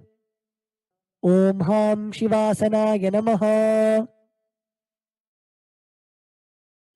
ललाटे त्रिपुण्ड्री निटिलकृतकस्तूरी तिलकः स्फुरन्मालाधार स्फुरितकटिकोऽपि नवसनः दधानो दुस्तारं शिरसि फणिराजं शशिकलां प्रदीपः सर्वेषाम् अरुणगिरियोगी विजयते इन्दुनिभपञ्चमुखहस्तदशयुक्तं शूलमृगटङ्कमसि वज्रमभयं स्यात् पाशवरदाङ्कुशमणिज्वलनवामे श्वेतकमलासन सदाशिवस्वरूपम् ॐ हां शिवमूर्तये नमः ॐ हां हौं शिवाय नमः श्री नित्यानन्देश्वरी पराशक्ति समेत श्री नित्यानन्देश्वर परमशिवाय नमः ध्यायामि आवाहयामि ॐ हां शिवाय नमः इति आवाहनमुद्रां प्रदर्श्य स्थापना सन्निधान निष्ठुरमुद्रां प्रदर्श्य अस्त्राय हुं फट् इति कालकण्ठिमुद्रां प्रदर्श्य ॐ हां शिवाय नमः इति लिङ्गमुद्रां नमस्कारमुद्रां ॐ हैं कवचाय हुं इति अवकुण्ठनमुद्रां च प्रदर्श्य. We will now be offering the Upachara Puja to Paramashiva. Now please take a flower in your hands and offer it to the linga along with the mantra. Om Ham Hom Shivaya Namaha Shri Nithyanandeshwari Parashakti Sameta Shri Nithyanandeshwara Paramashivaya Namaha Asanam Samarpayami. Now please take an udhrani of the water and show it to the bottom of the Shivalinga and offer it in the Padya Patram along with the mantra. Om Ham Shivaya Namaha. Now please take an undurani of water and show it to the middle of the Shivalinga and offer it in the Achamana Patram along with the mantra. Om Ham Shivaya Svadha. Now please take an undurani of water and show it to the top of the Shivalinga and offer the water along with the mantra. Om Ham Shivaya Svaha. Shri Nithyanandeshwari Parashakti Sameta Shri Nithyanandeshwara Paramashivaya Namaha Padyachamanargyam Dattva. The next is the Snaniyam. Now please take some water in the Uddharani and offer it on the Shivalinga along with the mantra and please ring the bell as you do so. Om Ham Hom Shivaya Namaha Shri Nithyanandeshwari Parashakti Sameta Shri Nithyanandeshwara Paramashivaya Namaha Snanam Samarpayami. Now please take an udhrani of water and show it to the middle of the Shivalinga and offer it in the Achamana Patram along with the mantra. Om Ham Shivaya Svadha Snananantram Samarpayami. The next offering is Vastram. Now please take some turmeric mixed rice in your hands. Offer it on the Shivalinga along with the mantra. Om Ham Hom Shivaya Namaha Shri Nithyanandeshwari Parashakti Sameta Shri Nithyanandeshwara Paramashivaya Namaha वस्त्रयज्ञोपवीत उत्तरी आभरणार्थमक्षतान् समर्पयामि. The next offering is Gandha. Now please take the sandalwood paste in your hands and offer it on the top of the Shivalinga along with the mantra. Om Ham Hom Shivaya Namaha. Shri Nithyanandeshwari Parashakti Sameta Shri Nithyanandeshwara Paramashivoham Namaha. Gandhan Dharayami. Gandhasyopari Haridra Kunkumam Samarpayami. The next is the offering of the Pushpa. Now please take the flowers in your hands, and while each time the word Namaha is chanted, please offer the flower on top of the Shivalinga. Om Bhavaya Dehaya Namaha. Bhavasya Devasya Patni Namaha. Om Sharvaya Devaya Namaha. Om Sharvasya Devasya Patni Namaha. Om Ishanaya Devaya Namaha. Om Ishanasya Devasya Patni Namaha. Om Ashubhade Devaya Namaha. Om Ashubhade Devasya Patni Namaha. Om Rudraya Devaya Namaha. Om Rudrasya Devasya Patni Namaha. Om Ugraya Devaya Namaha. Om Ugrasya Devasya Patni Namaha. Om Bhimaya Devaya Namaha. Om Bhimasya Devasya Patni Namaha. Om Mahater Devaya Namaha. Om Mahator Devasya Patni Namaha. Om Ham Hom Shivaya Namaha. Shri Nithyanandeshwari Parashakti Sameta Shri Nithyanandeshwara Paramashivoham Namaha. Ashtapushpa Pujam Samarpayami. The next is the offering of the Bilva Patram. Now please take the Bilva leaf, smear with sandalwood paste in your hands, and offer it on the Shivalinga along with the mantra. Om Ham Hom Shivaya Namaha. Shri Nithyanandeshwari Parashakti Sameta Shri Nithyanandeshwara Paramashivoham Namaha. Bilva Patram Samarpayami. The next is the offering of the Dhupa. Now please take the lit incense sticks in your hands and slowly wave it towards the Shivalinga along with the mantra. And please ring the bell as you do so.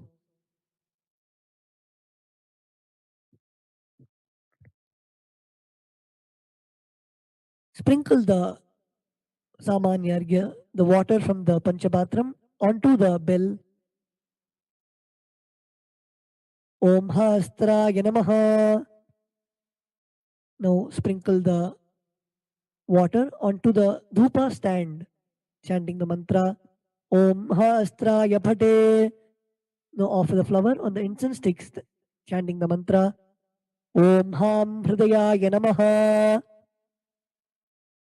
Om Ham Hom Shivaya Namaha. Shri Nithyanandeshwari Parashakti Sameta Shri Nithyanandeshwara Paramashivoham Namaha. Dhupam Agrapayami. Offer the Achamanam to the Linga. Om Ham Shivaya Swadha. Now please sprinkle the water on the lamp, chanting the mantra Om Hastraya Pate. Now offer the flower on the lamp, chanting the mantra Om Ham Hridayaya Namaha. Now please take the lamp in your hands and slowly wave it towards the Shivalinga along with the mantra, and please ring the bell as you do so. Om Ham Hom Shivaya Namaha. Shri Nithyanandeshwari Parashakti Sameta Shri Nithyanandeshwara Paramashivoham Namaha. Deepam Darshayami. Offer the Achamanam to the Linga. Om Ham Shivaya Swadha. The next offering is the Naivedyam. Now sprinkle the water on the Naivedyam, chanting Om Hastraya Pate. Now offer the flower on the Naivedyam, chanting the mantra Om Ham Hridayaya Namaha. Now please take a udhrani of water and hover it clockwise over the Naivedyam and offer the water in front of the Shivalinga along with the mantra, and please ring the bell as you do so. Om Ham Hom Shivaya Namaha. Shri Nithyanandeshwari Parashakti Sameta Shri Nithyanandeshwara Paramashivoham Namaha. Naivedyam Nivedayami. Now offer the water to the middle of the Shivalinga onto the Achamana Patram along with the mantra Om Ham Shivaya Swadha. The next offering is Tambulam. Now please take the betel leaves and the turmeric mixed rice in your hands and offer it onto the Shivalinga along with the mantra Om Ham Hom Shivaya Namaha. Shri नित्यानंदेश्वरी Parashakti समेत श्री नित्यानंदेश्वर परमशिवाय नमः तांबूलं समर्पयामि. The next is the offering of Aratrikam.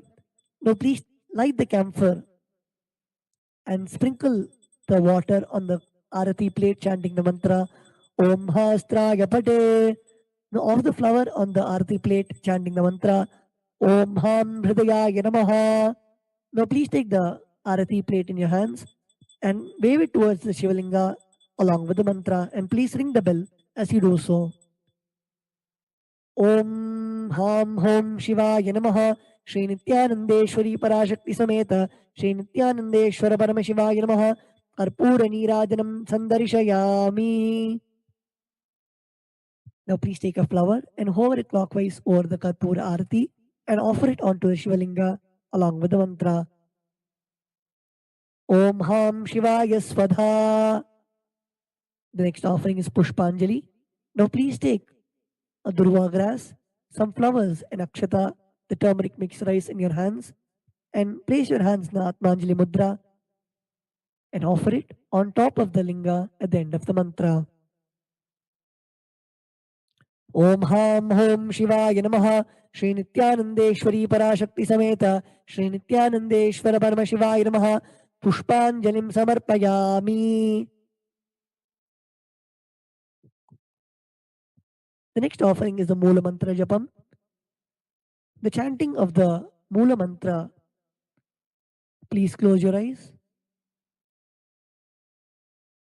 Chant the Mula Mantra given by Swamiji 11 times.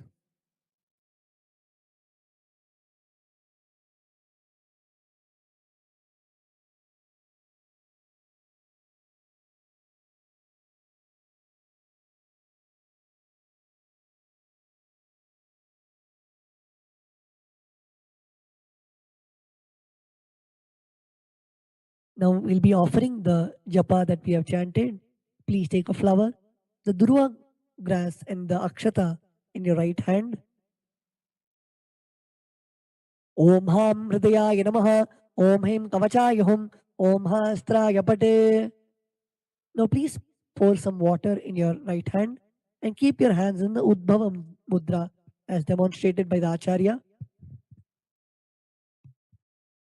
And offer the water so that it flows through the index finger onto the left hand side of the Shivalinga. Yat kinchit karma devesha sada sukrudushkridam tanme shivabadasthasya bhungshakshapya shankara shivo data shivo bhokta shivas sarvam midam jagat shivo yadati sarvatra yashivas sohamevatu. Om Ham Hom Shivaya Namaha. Now please perform the Tattvachamanam. Now please perform the mudras as demonstrated by the Acharya. Om Atmadattvam Shodhayami Svadha. Om Vidyadattvam Shodhayami Svadha. Om Shivadattvam Shodhayami Svadha. Om Ham Hridayaya Namaha.